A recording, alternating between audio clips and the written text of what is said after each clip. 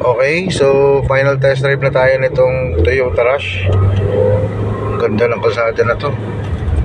Nasa Antipolo pala tayo. Okay, so may dala tayong scanner. Sama natin si Sir Nelson. And then tayo nagka-test drive.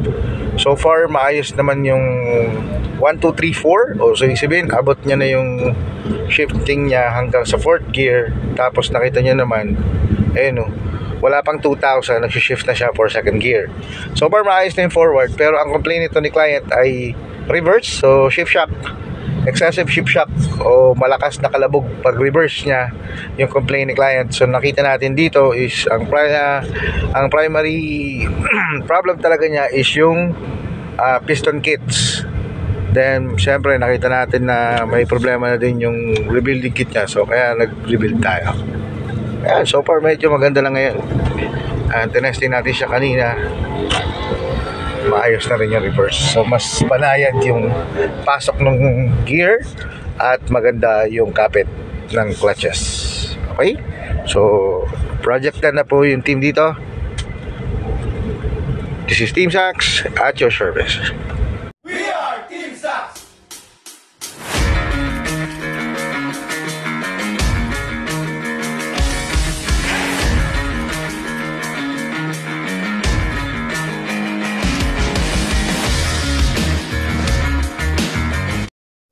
Okay sir, update ako. So both Rush at Avanza ay gumagamit ng transmission nito.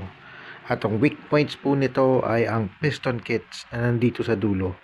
Yes, lalo na pag yung reverse nyo ay may shift shock or delay ang pag-engage. So ito po talaga yun.